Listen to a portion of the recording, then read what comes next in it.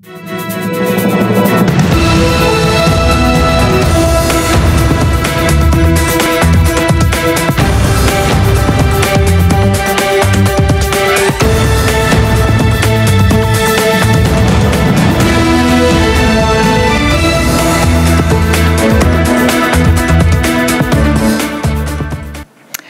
êtes sur Télésud, merci de nous rejoindre pour cette nouvelle édition. Mercredi 4 avril, à la une déclaration sur la situation au Mali a été adoptée par les 15 membres du Conseil de sécurité.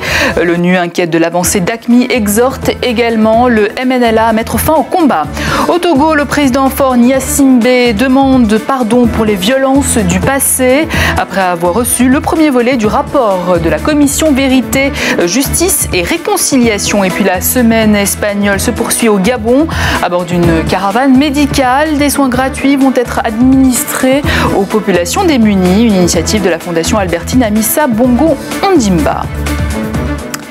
Mais avant le Sénégal, le président Macky Sall a nommé ce mardi soir Abdoul Mbaye au poste de Premier ministre. Monsieur Mbaye, 59 ans, est un chef d'entreprise, ancien banquier, formé au Sénégal et en France, réputé sérieux et rigoureux.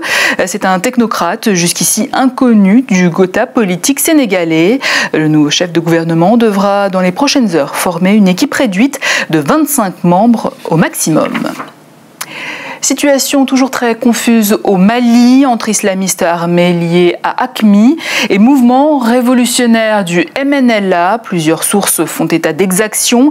Et près de 2 semaines après le coup d'État du 22 mars dernier, les putschistes, eux, cherchent une sortie honorable. Patricia Dreline.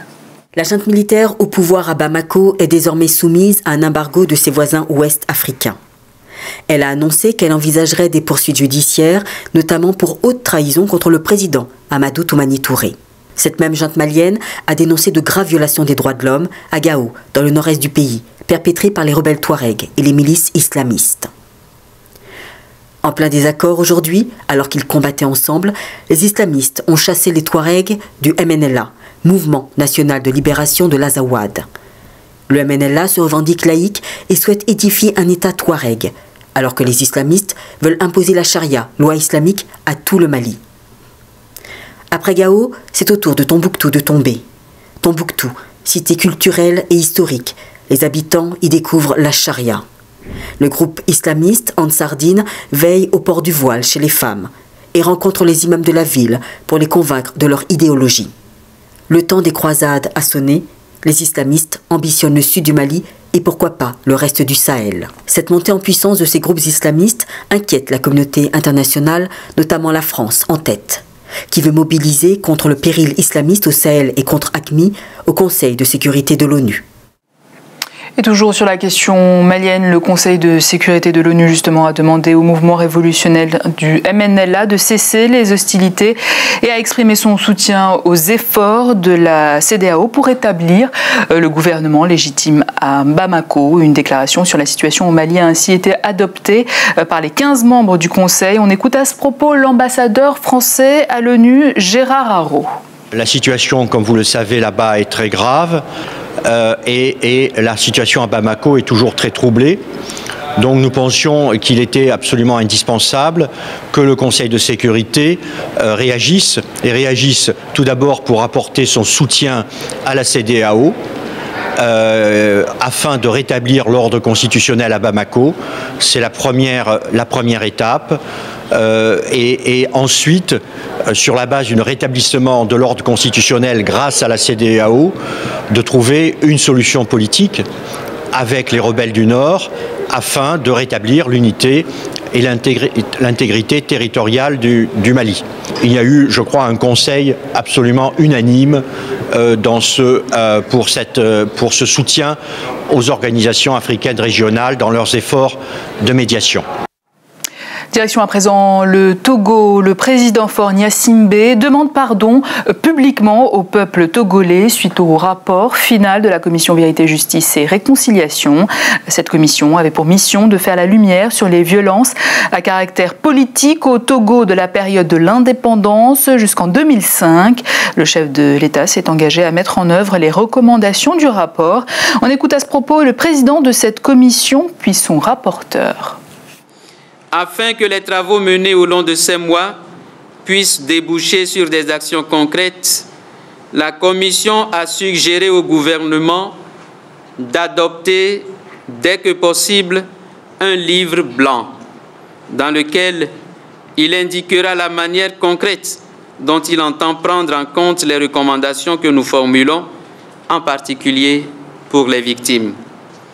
Elle a enfin proposé que des investigations ultérieures soient menées par les instances appropriées en vue d'éventuelles poursuites. La CVJR recommande également que l'alternance démocratique, en tout cas les conditions d'une alternance démocratique dans notre pays, soient réunies. À cet égard, la CVJR recommande que l'on retourne à l'article 59 originel de la Constitution du 14 octobre 1992 qui dispose « Le président de la République est élu au suffrage universel pour un mandat de 5 ans renouvelable une seule fois ». Au Congo-Brazzaville, toutes les parcelles situées dans la zone ravagée par les explosions du dépôt de munitions à Pila reviendront de droit à leurs propriétaires. Aucune expropriation donc, selon le ministre congolais en charge de la gestion foncière. Au préalable, toutefois, opération de dépollution et de stérilisation. Correspondance Boris Agapit. La zone foncière ravagée par le sinistre du 4 mars dernier ne sera nullement exproprié. Cette assurance est du gouvernement de la République. Pierre Mabiala, ministre en charge de la question foncière, a précisé que cette zone située en milieu urbain était cadastrée. Par conséquent, ces parcelles de terrain étant habitées et occupées avant la tragédie reviennent de droit à leurs occupants, et ce conformément à l'article 17 de la Constitution qui garantit le droit de propriété. Donc le principe ici est que la parcelle de terrain qui appartient à un citoyen reste propriété de ce citoyen. Et donc il n'y a pas à envisager une quelconque expropriation sur toute la zone sinistrée. Le gouvernement actuellement procède à l'érection des maisons d'attente ou tentes familiales à la cité de 17 et à Chakona en Pila. Le fondamental est d'améliorer les conditions de vie des sinistrés et de décongestionner les sites dans un proche avenir. La démarche gouvernementale, il y a ce qu'on appelait les solutions d'urgence. Les solutions d'urgence, c'était de rassembler les sinistrés au niveau des sites. Et après, il y a ce qu'on appelle les solutions d'attente. Parce qu'on ne pourra pas laisser les compatriotes indéfiniment dans des sites où la vie est infernale et même insupportable. Et donc ils y sont pour un temps donné, et après quoi, ils seront relogés. L'État assure là ses missions régaliennes de protection du citoyen. Au Gabon, jusqu'à la fin de la semaine, les Librevillois peuvent se faire soigner gratuitement dans la commune d'Agondjé. C'est là que s'est arrêtée la caravane médicale, une initiative de la Fondation Albertine Amissa Bongo Ondimba. Et comme chaque année, les cas les plus graves sont opérés par une équipe de médecins espagnols. Christian Mambou, Joël Tatou. C'est un rendez-vous qui petit à petit trouve sa place dans le calendrier de la Fondation Amissa Bongo Ondimba.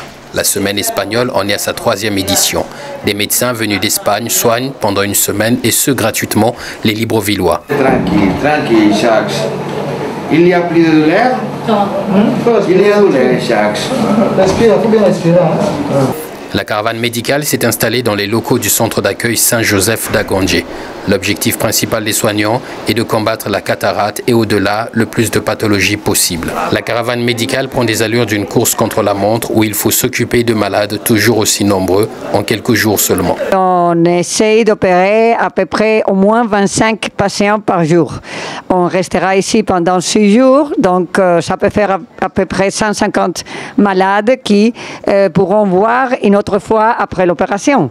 Ce sont des spécialistes de renom qui sont installés à Barcelone et qui, je pense que dans leur consultation personnelle, on attend 1 à 2 ans avant d'être soignés.